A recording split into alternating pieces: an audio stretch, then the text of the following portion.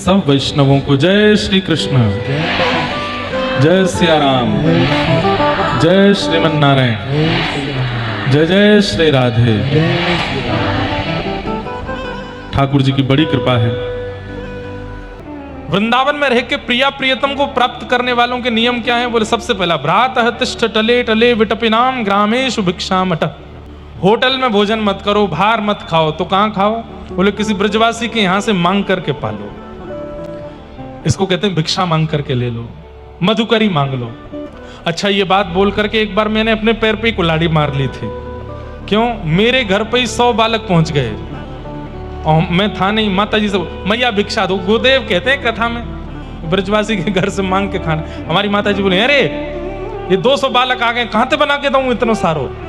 मैंने मैया टूक दे दो, लेकिन एक टूक दे दो उस सबन को। इसमें एक नियम आप कहोगे ये आपने जानबूझ के नियम बनाया है। वो नियम क्या है? अपरिचित के घर से पाना चाहिए, परिचित के यहां से नहीं। जिसको जानते नहीं हो उसके घर जाओ। देखो भिक्षा मांगने का स्वरूप क्यों है? वृंदावन में भिक्षा क्यों होती है? भाई किसी के सामने मांगने के लिए जाओगे तो आप अपने ईगो को नष्ट करोगे। अगर परिचित के आगे हाथ फैलाना है तो कोई बड़ी बात थोड़ी है। परिचित के आगे तो कोई भी हाथ फैला लेता है। अपरिचित के यहां जाओ, डोरबेल बजाओ, ब्रजवासी कोई द्वार खोले, कहो भैया कुछ प्रसादी दे दीजिए, हम आगरा से आए हैं। और वो ब्रजवासी जब आपको मधुकरी दे घर की, उससे याचना मत कर, बोले जो हो कुछ नहीं है, एक तिनका ही दे दो, कुछ भी दे दो, उसको पाइए। भ्रातः तिष्ठ टले टले विटपिनाम ग्रामेषु। अच्छा, आपको लगा कि इनके घर से तो बहुत थोड़ा मिला, तो एक और घर में जाओ, एक और घर में जाओ, 10-5 घरों से मांग लो, उन सबको मिला के पालो। अरे भैया, जिन ब्रजवासी के घर में ठाकुर घुस के बिना बुलाए चोरी करके खा जाए, वह घर से मांग के खा लेने तो कौन सी बड़ी बात है? इसलिए भिक्षा। वृंदावन शतक में कहते हैं भ्रातः तिष्ठ टले टले विटपिनाम ग्रामेषु भिक्षामठ।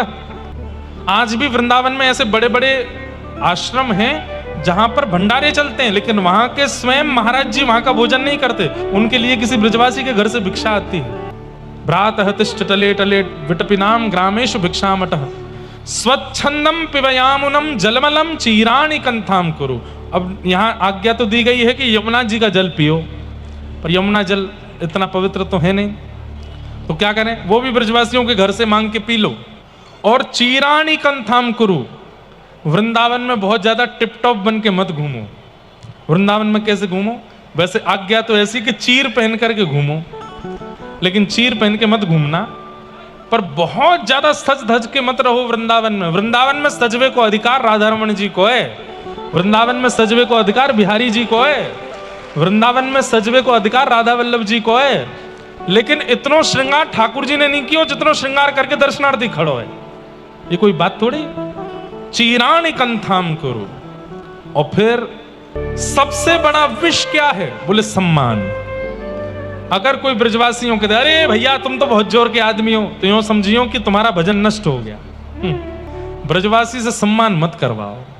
और ब्रजवासी नहीं, संसार में कहीं भी सम्मान की इच्छा मत रखो। किसी मंच पर, किसी सभा में, किसी परिवार में आपका बहुत सम्मान होता है, कान बंद कर लो, नहीं सुनना। शास्त्र आज्ञा करते हैं सम्मान सुनने से पुण्य घटते हैं और अपमान सुनने से पाप घटते हैं। अगर कोई बात बात पर आपका अपमान करता है, निंदा करता है, चलती फिरती गंगा है आपके लिए, उसके पास जाते रहा करो। 2 गाली और दे दो भैया, थोड़ा सा और बुरा सा बोल दो ना कुछ हमको। क्यों? ऋषिकेश जाना था, जा नहीं पा रहे, जाम लगा है ना रास्ते में, आप ही गंगा हो हमारे लिए, तो बोल दो थोड़ा बुरा। क्यों? अपनी निंदा सुनने से पाप घटते हैं। सम्मानम कलयाति घोर गरलम और नीचपुमानम क्षुधा।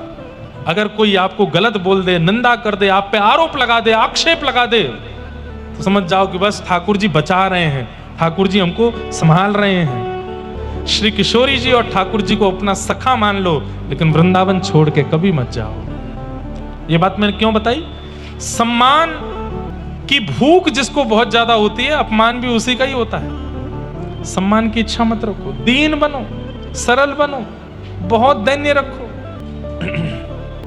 इस प्रकार राजा परीक्षित गए थे, जल मांगा, लेकिन शमीक ऋषि ने कोई प्रत्युत्तर नहीं दिया, तो गले में मरा हुआ सर्प डाल दिया। शमीक ऋषि तो ध्यान में बैठे थे, उनके कुछ शिष्यों ने देख करके उनके पुत्र श्रृंगी को बता दिया। श्रृंगी को जैसे पता चला मेरे पिता के गले में मरा हुआ सर्प डाल दिया, वो समाधि में बैठे थे, जल नहीं दे पाए, तो मेरे पिता के गले में मरा हुआ सर्प डाल दिया, मैं श्राप देता हूं राजा परीक्षित को आज के ठीक 7वें दिन तक्षक सर्प डसेगा और उसकी मृत्यु हो जाएगी। शमीक ऋषि को जब ये बात पता चली तो उन्होंने किसी से कहा कि जाकर के राजा परीक्षित को इस बात का खबर करा दो कि उनके जीवन के केवल 7 दिन बचे हैं। राजा परीक्षित के पास जाकर के शमीक ऋषि के शिष्य गौरमुख ने जाकर के बताया कि आपके जीवन के केवल 7 दिन बचे हैं। राजा परीक्षित ने अपने पुत्र जन्मेजय को राज्य गद्दी पर बिठाया और स्वयं गंगा जी के तट पर चले गए। गंगा जी के तट पर अनेक संतों से पूछा कि जल्दी मरने वाली की मुक्ति का उपाय क्या है, पर कोई नहीं बता पाया।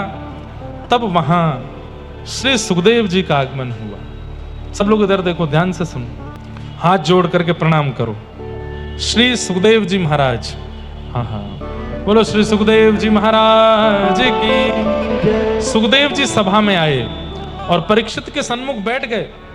परीक्षित ने चरणों में प्रणाम करते हुए कहा, भगवान जल्दी मरने वाली की मुक्ति का उपाय क्या है, कृपा करके मुझे बताओ। जैसे ही ये प्रश्न किया, जल्दी मरने वाली की मुक्ति का उपाय क्या है, श्री सुखदेव जी यहां से बोलना प्रारंभ करते हैं। अब हम द्वितीय स्कंद, तृतीय, चतुर्थ, पंचम, षष्ठम, सप्तम, अष्टम, नवम और फिर 10म, अब 9 स्कंदों की कथा है।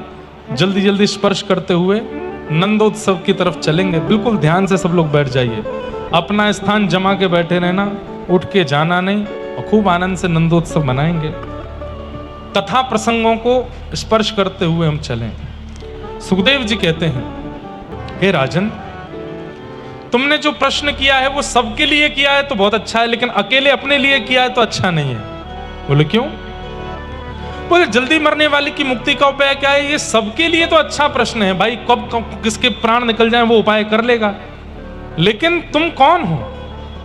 तुम परीक्षित हो, तुमने जन्म बाद में लिया, तुम्हारी मां के गर्भ में प्रवेश करके भगवान ने तुम्हारी रक्षा पहले की है, तुम तो भगवत रक्षा किए गए हो, भगवत दर्शन तुमको हो चुका है, भगवत स्पर्श तुमको हो चुका है, तुमको तो मुक्ति मिलने वाली, तुम ये प्रश्न क्यों कर रहे हो? जब तुम अपनी मां के गर्भ में थे तब अश्वत्थामा ने ब्रह्मास्त्र छोड़ा था और द्वारिकाधीश ने तुम्हारी मां के गर्भ में प्रवेश करके अपनी गदा घुमा करके तुम्हारी रक्षा की थी।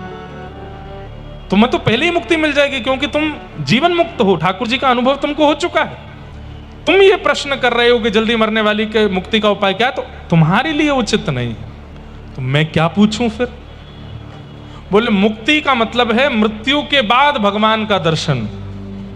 तुम तो पूछो कि मैं भक्ति प्राप्त कैसे करूं, भक्ति का मतलब होता है जीते जी भगवान का दर्शन। क्या करना है बताओ? जीते जी भगवत अनुभव करना है कि मृत्यु के बाद भगवत अनुभव करना है? कैसे करना है? जोर से बोलो। तो उसके लिए मुक्ति नहीं, उसके लिए तो भक्ति मांगनी पड़ेगी, भजन करना पड़ेगा। यही बात यहां पर शुक्राचार्य जी को समझाते हैं कि तुम मुक्ति की याचना मत करो, तुम तो भक्ति की याचना करो कि 7 दिन में तक्षक सर्प आवे उससे पहले पहले ठाकुर जी तुम्हारे सन्मुख आ जाएं। भैया आज से जप नियम सब कछु एक ही उद्देश्य से करो। हे नाथ एक उपाय बताएं। ये भक्तमाल जी वृंदावन में मिलती हैं, इनके अंदर व्रजरज भी है, भक्तमाल जी भी, और संभवतः यमुना जल भी पधराया जाता है। ये सदा हृदय से लगी रहें। तुलसी जी में मड़ी हुई हैं, इसलिए प्याज लहसुन आदि आदि कई भक्ष वस्तुओं का सेवन नहीं कर सकते। इसी नियम के साथ इसको पहनिएगा। ये सदा आपके चित्त से लगी रहनी चाहिए, चाहे जैसी परिस्थिति आ जाए, ये आपके तन का त्याग ना करे। क्या होगा? तो भक्तमाल जी में कथा आती है कि भक्तमाल में जितने भक्त हैं सब प्रकट हो जाएंगे अंतिम श्वास आने से पूर्व। ठाकुर जी भले ही नहीं आ पाए, भक्त आ जाएंगे। कौन कौन से भक्त आएंगे? मीराबाई आ जाएंगे, सूरदास आ जाएंगे, स्वामी श्री हरदास जी आ जाएंगे, हितवंश महाप्रभु आ जाएंगे, ये सारे भक्तजन आ जाएंगे। और भैया हरि नहीं आ पाए, हरिजन ही आ गए, तो हरिजन लेकर के जाएंगे कहां? हरि के पास ही लेकर के जाएंगे। इसलिए हमारे ब्रज के रसिकों ने कितनी सहजता बता दी। बोले क्या करो? बोले या तो भक्तमाल जी को गले में विराजमान कर लो, नित्य भक्तमाल सुनना शुरू कर दो, नहीं तो भक्तमाल जी को कंठ में धारण कर लो। अंतिम श्वास में हरि न भी आए तो हरिजन आ जाएंगे। कई बार पुलिस बैरिकेड लगा के रखती है, आगे सबको जाने की अनुमति नहीं होती। लेकिन हमारा कोई सगा संबंधी अगर आगे गया हुआ है, हम उसको फोन करते हैं, भैया ये पुलिस वाले आने नहीं दे रहे, इतने आ जाओ। तो वो आकर, भैया मैं अंदर का हूं, इनको भी अंदर आने दो। तो अंदर वाले की सुन करके वो हटा देता, अच्छा चलो तुम भी आ जाओ।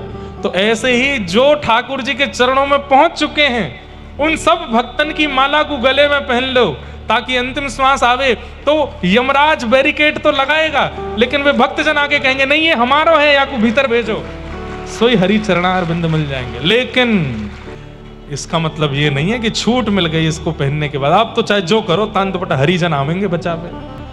नहीं, आचरण की शुद्धि और खान पान की शुद्धि ये तो करनी पड़ेगी। और भली एक माला करो, भगवान नाम की करो, रोज करो। भैया हम तो इसीलिए कथा सुनाने आए हैं कि हमको ये नहीं चाहिए इतनी भीड़ हो, इतना ये हो, इतने बड़े बड़े पंडाल बने, लाखों रुपया खर्च हो ना।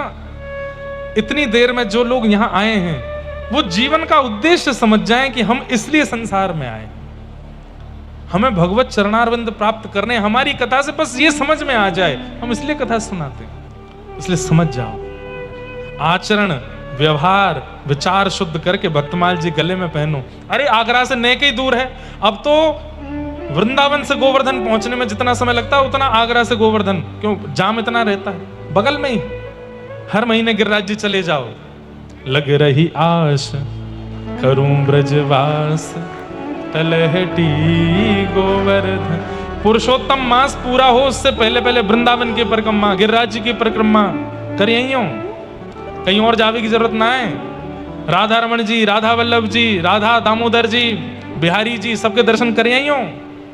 कथा तो सुनी ही लइए। अब 3 साल बाद आएगो, 3 साल की कछो पतो ना है, कौन टपक जाए, कौन रहेगो, कौन बचे। या हमारी यहाँ पुरुषोत्तम मास में सब कर चलो। व्रज तज इच्छा करूं नहीं, वैकुंठ भवन की मैं, घासी राम शरण पहुंचे गिरिराज धरण की मैं। अरे गिरिराज वास ब्रज तज वैकुंठ ना जा, हाँ गिरिराज वास में पाऊं। यही भावना यहां पर कही जा रही है कि भैया परीक्षित, तुम मुक्ति की कामना मत करो, तुम तो भक्ति की कामना करो। मुक्ति का मतलब मृत्यु के बाद भगवान का दर्शन, और भक्ति का मतलब जीते जी भगवान का दर्शन। और एक बात ध्यान से सुनिएगा, हम ब्रजवासी को तो अधिकार है कि मरवे ते पहले ठाकुर जी देखने ही पड़ेंगे, और ब्रज में रहवे वाले इनको ठाकुर जी मृत्यु से पहले मिलेंगे ही मिलेंगे, ये निश्चित है। बस ने एक भजन कर ले, बस ने एक अपना स्वभाव सुधार ले, ने एक अपने विचार सुधार ले। मृत्यु के बाद कहा पतो भैया कहां जाएंगे, या हमारी जीवित अवस्था में दर्शन कर लो। परीक्षित जी महाराज के चित्त में यह भावना प्रकट हो गई। समीचीनम बचो ब्रह्मन सर्वज्ञस्य तमानघ, तमो विशीर्यते मह्यम हरेः कतः अतः कथाम। हे कृपा करके आप मुझे ठाकुर जी के मंगल चरित्र सुना के मेरे चित्त में भक्ति प्रकट करो। तब यहाँ भगवान के पावन चतुश्लोकी भागवत का विषय सुनाया गया। तत्पश्चात उद्धव विदुर संवाद और विदुर जी को भागवत धर्म का निरूपण, सृष्टि का प्रारंभ, स्वयंभू मनु और शत्रुपा की पुत्री देवभूति का कर्दम ऋषि से विवाह, और उनके यहाँ पर भगवान कपिल रूप में प्रकट हुए। बोलो कपिल भगवान की। कपिल भगवान ने अपनी माताजी देवभूति को ज्ञान उपदेश किया। तत्पश्चात देवभूति माता सिद्धता नाम की नदी बनकर के बहने लगी, और आगे इनके और 2 बहन थी देवभूति की, आकुति और प्रसूति, उनका प्रसंग सुनाया। और इनके एक भाई की कथा आई जिनका नाम है उत्तानपाद। उत्तानपाद राजा की 2 पत्नियां थी, सुनीति और सुरुचि। सुनीति के पुत्र हुए ध्रुव और सुरुचि के पुत्र हुए उत्तम। थोड़ा सा समझिएगा इस बात को, हम सबकी भी 2 पत्नियां हैं, सुनीति और सुरुचि। नीति माने बुद्धि और रुचि माने मन। ये 2 पत्नी हैं हमारी, दोनों अपनी इच्छा पूरी करवाती हैं हमसे, लेकिन विशेष रूप से हमें किसकी माननी है, इस विषय पर यह कथा सुनाई गई जहां ध्रुव जी का चरित्र है। एक बात ध्यान से सुनना, दोपहर 2 बजे कथा में जाना है। अब उस समय मन और बुद्धि दोनों अलग अलग हो जाती हैं। बुद्धि क्या कहती है, कथा में चलो, कथा में जाके बैठेंगे। पर कई बार मन क्या कहता है, YouTube पे आ तो रही है लाइव, एसी चला के यहीं लेट जाओ। अरे माँ गर्मी है, बहुत गर्मी, बैठने की अलग झंझट है, और लघु शंका आदि के लिए भी उठ के नहीं जा सकते, जगह घिर जाती है। और हम तो आगे और बैठते हैं, महाराज जी उठने और नहीं देते हैं। इससे बढ़िया घर पे ही सुन लो। मन और बुद्धि दोनों के अलग अलग राग हैं। डॉक्टर ने कह दिया भैया तुम्हारा कोलेस्ट्रॉल बढ़ता जा रहा है, शुगर हाई है, सुबह सुबह घूमना शुरू करो। 5 बजे का अलार्म लगा लिया रात को, और सुबह जैसे ही 5 बजे अलार्म बजा, पुनः दोनों पत्नी प्रकट हो जाती हैं। बुद्धि क्या कहती है? चलो चलो चलो उठो, 10,000 के जूते खरीद के लाए हो, पहनो इनको। तुम्हारा कोलेस्ट्रॉल बढ़ा है, शुगर बढ़ रहा है, डॉक्टर ने कहा है घूमना पड़ेगा, चलो। छोटे बच्चे हैं, पत्नी है, सबका ध्यान रखना है, चलो। लेकिन मन क्या कहता है? 18 डिग्री पर एसी चल रहा है, बढ़िया ठंडक है कमरे में, सोंधी सोंधी ठंडी हवा आ रही है, आज और सो जा, कल चलियो। ये मन और बुद्धि, ये 2 पत्नियां हैं हमारी। परंतु याद रखिएगा, सुनीति से जन्म लेने वाले पुत्र का नाम क्या है? ध्रुव। मतलब बुद्धि से जिस बालक का जन्म होता है उसका नाम है ध्रुव, और मन से जिस बालक का जन्म होता है, मतलब सुरुचि से जिस बालक का जन्म होता है उसका नाम है उत्तम। उत्तम और ध्रुव में अंतर क्या है? जैसे पानी, पानी क्या है? पानी ध्रुव है, सबको प्रिय है। संसार में कोई व्यक्ति ऐसा नहीं होगा जो पानी के बिना रहता हो, सबको आवश्यक है, सबको प्रिय है, तो पानी ध्रुव है। लेकिन कैंपा कोला ये उत्तम है, ये ध्रुव नहीं है। किसी को प्रिय है, किसी को नहीं प्रिय है, और किसी को प्रिय लगती भी है तो भी वो नहीं पीता है, क्यों? गला खराब हो जाएगा, स्वास्थ्य खराब हो जाएगा, आदि आदि। तो मन के मार्ग पर चलोगे तो वो मिलेगा जो तुम्हें चाहिए, और बुद्धि के मार्ग पर चलोगे तो वो मिलेगा जो तुम्हारे लिए जरूरी है। दोनों में बहुत अंतर है। हमें क्या चाहिए और हमारे लिए क्या जरूरी है, यहां बैठे हुए लोग थोड़ी शांति बनाए रखें, हमारी प्रार्थना है। हमारे लिए क्या जरूरी है और हमें क्या चाहिए, इन दोनों में बहुत अंतर है। चाहने की तो पूछिए ही मत। अगर ज्योतिषी जी कह दें भैया अगले 1 साल तक तुम जो चाहो वो कर सकते हो, तुमको पाप नहीं लगेगा, तो हम सारे वही काम करना चाहेंगे जो रावण कंस ने किए हों। इतने खतरनाक हैं हम लोग। ये थोड़े बहुत हम रुके हुए हैं, ये भी इसलिए क्योंकि शास्त्र ग्रंथ, गुरुजन, माता पिता, इन सब ने हमको आज्ञा देकर के रोका हुआ है। तो मन के मार्ग पर नहीं, बुद्धि के मार्ग पर चलना है। लेकिन आध्यात्मिक व्यक्ति को यह भी नहीं करना है। आध्यात्मिक व्यक्ति को क्या करना है? बोले मन और बुद्धि दोनों एक करनी है, अलग अलग नहीं। सब लोग इधर देखिए, ये मन और बुद्धि जब तक अलग अलग हैं, मन असमंजस में पड़े, कंफ्यूजन है, क्या करें क्या करें क्या करें क्या करें। आध्यात्मिक व्यक्ति कंफ्यूज्ड नहीं रहता, वो अपनी एक बात पर ही स्थिर रहता है, क्योंकि उसके मन और बुद्धि दोनों एक हो जाते हैं। अब यहां पर 90% लोग ऐसे हैं जिनकी मन और बुद्धि दोनों एक हो चुके हैं। 2:30 बज रहे हैं, भयंकर धूप है, भयंकर गर्मी है, 40 टेम्परेचर पार कर रहा है, लेकिन मन भी कहेगा कथा में चलो, बुद्धि भी कहेगी कथा में चलो। 7 दिन की तो बात है, उसके बाद तो सोना ही है, चलो। ये मन और बुद्धि दोनों एक हमेशा के लिए हो जाएं, ये आध्यात्मिक व्यक्ति का लक्षण है। वो कभी असमंजस में नहीं होता। वैकुंठ, हम किनके आराधक हैं? वैकुंठनाथ भगवान के और वैकुंठ का मतलब क्या? जहां पर बुद्धि में कोई कुंठा ना रहती हो। कुंठा मतलब झोल, कुंठा मतलब उलझने, जहां पर सब सुलझा हुआ है उसको वैकुंठ कहते हैं। परमात्मा को भजने वाले, कृष्ण को भजने वालों के मन में, बुद्धि में कोई कुंठा नहीं रहती, सब सॉल्व्ड रहता है, सब स्थिर रहता है। हाँ, तो उत्तानपाद राजा की 2 पत्नी हैं। सब लोग इधर देखते रहे ना। हाँ, ये सामग्रियां उधर जा रही हैं, आगे वालों को करने दो, आप लोग यहीं देखो। उत्तानपाद राजा की 2 पत्नी, बड़ी पत्नी के पुत्र का नाम ध्रुव, छोटी पत्नी के पुत्र का नाम उत्तम। छोटी पत्नी के प्रति आकर्षण होने की वजह से बड़ी पत्नी का त्याग कर दिया, और जिसके कारण एक दिन बड़ी पत्नी के पुत्र को गोद में बैठने की इच्छा हुई, और जब वो गए तो छोटी मां ने डांट दिया। रास्ता यही है ले जाने का, पीछे से नहीं आ सकती सामग्रियां। आपको क्या रोके, हमारा ही मन जा रहा उन पे, इसलिए पीछे से ही कर लो। क्या बता रहा था मैं? कहां थे हम? हैं? जल्दी बताओ कहां थे? हाँ, तो ध्रुव जी का मन हुआ कि अपने पिता की गोद में बैठना है। छोटी मां ने डांट दिया, बोले वन में जाओ, भगवान का भजन करो, भगवान आज्ञा दे करके कहें वरदान मांगो तो कहना छोटी मां के गर्भ से मेरा जन्म हो, ऐसी कृपा करो।